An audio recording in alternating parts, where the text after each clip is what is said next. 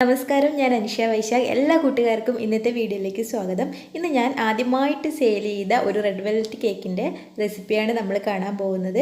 വളരെ സിമ്പിളാണ് ഉണ്ടാക്കാനായിട്ട്. അപ്പോൾ നമുക്ക് നോക്കാം. മൈദ 250 ഗ്രാമിൻ്റെ 1 കപ്പ് മൈദയാണ് ഞാൻ എടുത്തിട്ടുള്ളത്.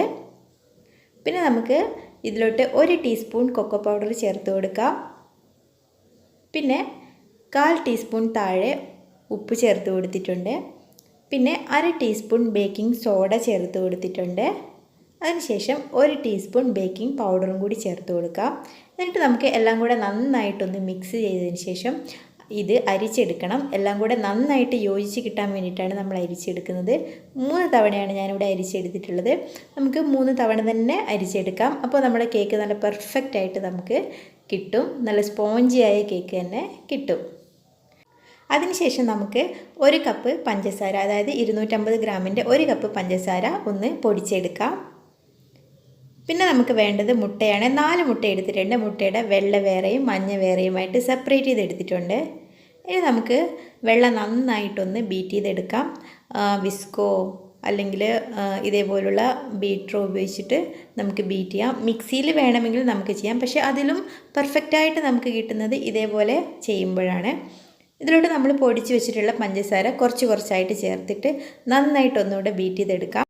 പഞ്ചസാരയുടെ 1/4 ഭാഗം ഇതിലോട്ട് ചേർത്തിട്ടാണ് ഞാൻ ബീറ്റ് ചെയ്തെടുത്തിട്ടുള്ളത്. ബാക്കി 1/4 ഭാഗം നമുക്ക് മുട്ടയുടെ മഞ്ഞയിലോട്ട് ചേർത്തിട്ട് ബീറ്റ് ചെയ്തെടുക്കാം. അതിനുശേഷം ഞാനിതിലോട്ട് 1/2 ടീസ്പൂൺ വനില എസൻസ് ചേർത്ത് കൊടുക്കുന്നുണ്ട്. എന്നിട്ട് ഒന്നുകൂടെ നന്നായിട്ടൊന്ന് ബീറ്റ് ചെയ്തെടുക്കുന്നുണ്ട്. വനില എസൻസ് നമുക്ക് ആദ്യമേ തന്നെ ചേർക്കാം ഇതേപോലെ. അപ്പോൾ ഇതിലോട്ട് ഞാൻ 1 ടീസ്പൂൺ വനില എസൻസ് ആണ് ചേർത്തിട്ടുള്ളത്. എന്നിട്ട് ഒന്നുകൂടെ നന്നായിട്ട് ബീറ്റ് ചെയ്തെടുക്കുന്നുണ്ട്. പിന്നെ ബാക്കിയുള്ള പഞ്ചസാര കൂടി ചേർത്തിട്ട് ഒന്നുകൂടെ ബീറ്റ് ചെയ്തെടുക്കുന്നുണ്ട്. അതിനുശേഷം നമുക്കിതിലോട്ട് ബട്ടർ ചേർത്ത് കൊടുക്കണം.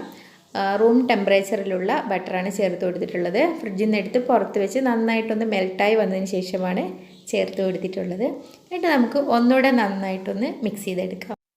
അതിനുശേഷം നമുക്ക് സൺഫ്ലവർ ഓയിൽ ചേർത്ത് കൊടുക്കണം. 1/4 കപ്പ് സൺഫ്ലവർ ഓയിലാണ് ഞാനിവിടെ ചേർത്ത് കൊടുത്തിട്ടുള്ളത്. ഇനി ഗ്ലാസ് അളവിലാണെങ്കിൽ എടുക്കുന്നെങ്കിൽ 1/4 ഗ്ലാസ് സൺഫ്ലവർ ഓയിൽ ചേർത്ത് കൊടുത്താൽ മതി. എന്നിട്ട് നമുക്ക് നന്നായിട്ടൊന്ന് മിക്സ് ചെയ്തെടുക്കാം. ഈ പ്രൊസീജിയറൊക്കെ നമുക്ക് മിക്സിയിൽ വേണമെങ്കിലും ചെയ്യാം. പിന്നെ നമുക്ക് മുട്ടയുടെ വെള്ളയിലോട്ട് ബീറ്റ് ചെയ്ത് വെച്ച മഞ്ഞ പതുക്കെ ഒഴിച്ചിട്ട് മിക്സ് ചെയ്തെടുക്കാം. പതുക്കെ വേണം നമ്മൾ മിക്സ് ചെയ്തെടുക്കാൻ. സ്പീഡ് കൂട്ടിയിട്ട് നമ്മൾ മിക്സ് ചെയ്താൽ നമ്മൾ ബീറ്റ് ചെയ്ത് വെച്ചതിൻ്റെ ആ ഒരു പെർഫെക്ഷൻ ഇല്ലാതായി പോവും. പിന്നെ ഞാനിവിടെ ഷുഗറിൻ്റെ റെഡ് കളറാണ് എടുത്തിട്ടുള്ളത്. മാക്സിമം നമുക്ക് 1/2 ടീസ്പൂൺ വരെ ചേർത്ത് കൊടുക്കാം.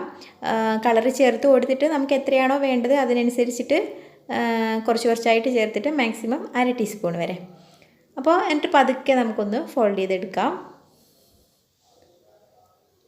അതിനുശേഷം നമുക്ക് നമ്മൾ അരിച്ചു വെച്ചിട്ടുള്ള ഡ്രൈ ഇൻഗ്രീഡിയൻസ് ഒരു 3 തവണയായിട്ടാണ് ഞാൻ ചേർത്ത് കൊടുക്കുന്നത്. ഒരുപാട് നമ്മൾ ഒരുമിച്ച് ചേർത്ത് കൊടുത്താൽ നമുക്ക് ഇതേപോലെ ഫോൾഡ് ചെയ്തെടുക്കാൻ ബുദ്ധിമുട്ടാവും.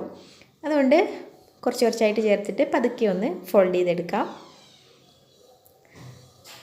നമുക്ക് സ്പൂൺ വെച്ചിട്ടോ അല്ലെങ്കിൽ വിസ്ക് വെച്ചിട്ടോ ഒക്കെ ഇതേപോലെ ചെയ്തെടുക്കാം. പക്ഷേ സ്പീഡ് കൂടാൻ പാടില്ല എന്നേ ഉള്ളൂ. പിന്നെ ഞാൻ ഫൈനലി ഇതിലോട്ട് 1 ടീസ്പൂൺ വിനാഗിരി കൂടി ചേർത്ത് കൊടുത്തിട്ടുണ്ട്. അപ്പോൾ നമ്മുടെ കേക്ക് നന്നായിട്ടൊന്ന് പൊങ്ങി കിട്ടും വിനാഗിരി കൂടി ചേർക്കുമ്പോൾ. എന്നിട്ട് ഇതേപോലെ ഒന്ന് പതുക്കെ ഫോൾഡ് ചെയ്തെടുക്കുന്നുണ്ട്. ഇത് ലാസ്റ്റ് ഘട്ടമാണ് വിനാഗിരി ചേർക്കാൻ പാടുള്ളൂ. നമ്മുടെ കേക്ക് ടിന്നൊക്കെ റെഡിയാക്കി വെച്ചതിന് ശേഷം ആണ് ഞാനിവിടെ വിനാഗിരി ചേർത്തിട്ടുള്ളത്. ഇനി നമുക്ക് ഇതേപോലെ ഞാനൊരു വൈറ്റ് പേപ്പർ കട്ട് ചെയ്ത് വെച്ച് കൊടുത്തിട്ടുണ്ട്. സൺഫ്ലവർ ഓയിൽ തടവിയിട്ടാണ് ഇതേപോലെ പേപ്പർ വെച്ച് കൊടുത്തത്. ഇനി നമുക്ക് ബാറ്റർ ഇതിലോട്ട് ഒഴിച്ചു കൊടുക്കാം. അപ്പോൾ നിങ്ങൾക്ക് കാണുമ്പോൾ തന്നെ മനസ്സിലാവും ഇതിൻ്റെ ആ ഒരു കൺസിസ്റ്റൻസി നമുക്ക് കറക്റ്റ് ആ ഒരു റിബൺ കൺസിസ്റ്റൻസി തന്നെ കിട്ടിയിട്ടുണ്ട്. എന്നിട്ട് നമുക്ക് എല്ലാം ഒഴിച്ച് കൊടുത്തതിന് ശേഷം പതുക്കെ ഒന്ന് ടാപ്പ് ചെയ്ത് കൊടുക്കാം. ഇതിലുള്ള എയർ ബബിൾസൊക്കെ പുറത്തോട്ട് പോകാൻ വേണ്ടിയിട്ടാണ്. അല്ലെങ്കിൽ ഒരു ടൂത്ത് പിക്കോ ഇർക്കിലിയോ സ്പൂണോ വെച്ചിട്ട് ഒന്ന് ഓടിച്ചു കൊടുത്താലും മതി ബാറ്ററിലൂടെ. പിന്നെ നമ്മുടെ കേക്ക് കുക്ക് ചെയ്യാനുള്ള ഓവൻ സെറ്റപ്പ് പാത്രം ഞാൻ 10 മിനിറ്റ് മീഡിയം ഫ്ലെയിമിൽ ചൂടാക്കി എടുത്തിട്ടുണ്ട്. ആ ഒരു മീഡിയം ഫ്ലെയിമിൽ തന്നെയാണ് നമ്മൾ മുഴുവൻ ടൈമും കുക്ക് ചെയ്യാൻ പോകുന്നത്. നമ്മുടെ കേക്ക് ടിന്ന് അതിലോട്ട് ഇറക്കി വെച്ചിട്ട് അടച്ച് വയ്ക്കുന്നുണ്ട്. എയർ ഒട്ടും പുറത്തോട്ട് പോകാതിരിക്കാനായിട്ട് മുകളിൽ വെയിറ്റുള്ള ഒരു ഇതേപോലുള്ള കല്ലും കൂടെ വച്ച് കൊടുക്കുന്നുണ്ട്.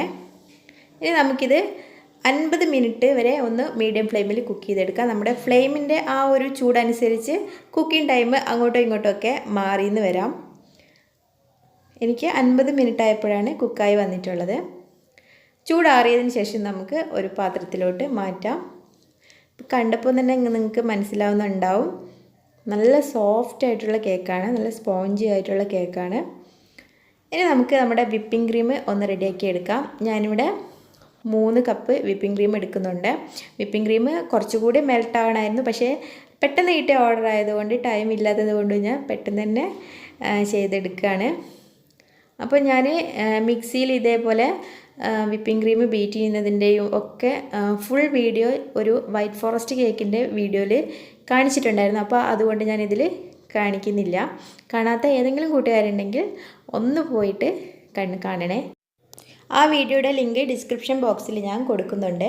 പിന്നെ ഞാൻ ഇതിലോട്ട് ഷുഗർ സിറപ്പിന് പകരം പാലാണ് ചേർക്കുന്നത്. പാലിൽ നമ്മുടെ കണ്ടൻസ്ഡ് മിൽക്കില്ലേ, മിൽക്ക് മെയ്ഡ്, അത് കുറച്ച് ചേർത്തിട്ട് നന്നായിട്ടൊന്ന് മിക്സ് ചെയ്തതിന് ശേഷം ഇതിലോട്ട് ചേർത്ത് കൊടുക്കുന്നുണ്ട്. പിന്നെ ഞാൻ ഓരോ ലെയറിലും ഒഴിച്ച് കൊടുത്തതിന് ശേഷം അതിൻ്റെ മുകളിൽ വിപ്പിംഗ് ക്രീം ചെയ്തിട്ട് അങ്ങനെയാണ് ഫുള്ളായിട്ട് ചെയ്തെടുക്കുന്നത്, ഐസിങ് ചെയ്തെടുക്കുന്നത്.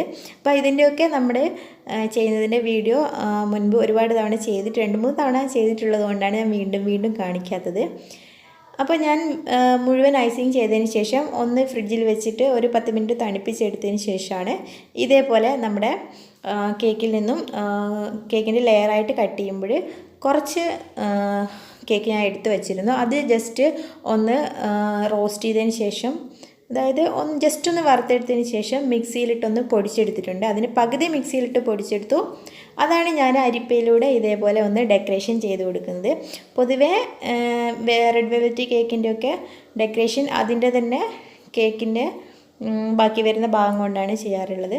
അപ്പോൾ ഞാൻ ഇതേപോലെ നടുവിൽ ഈ ഒരു സർക്കിളിൽ വൈറ്റ് ഭാഗം കിട്ടാൻ വേണ്ടിയിട്ട്, പേരെഴുതാൻ വേണ്ടിയിട്ട് ഇതേപോലെ ഒരു പാത്രം വെച്ചിട്ടാണ് ഡെക്കറേഷൻ ചെയ്തത്.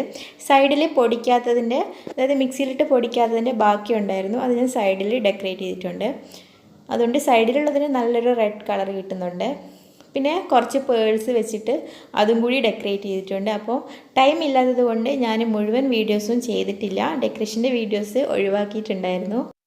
പെട്ടെന്ന് പറഞ്ഞൊരു ഓർഡർ ആയതുകൊണ്ട് അധികം ഡെക്കറേഷൻസ് ഒന്നും ചെയ്യാൻ പറ്റിയിട്ടില്ല. പക്ഷേ ബീറ്ററും ഓവനും ഒന്നും ഇല്ലാതെ തന്നെ നമുക്ക് കേക്ക് ഉണ്ടാക്കിയിട്ട് സെയിൽ ചെയ്യാൻ പറ്റുന്നതേ ഉള്ളൂ. അത്രയും ഒരു സിമ്പിളായ കാര്യമാണ് എന്ന് മനസ്സിലായിട്ടുണ്ടാകുമെന്ന് ഞാൻ പ്രതീക്ഷിക്കുന്നു.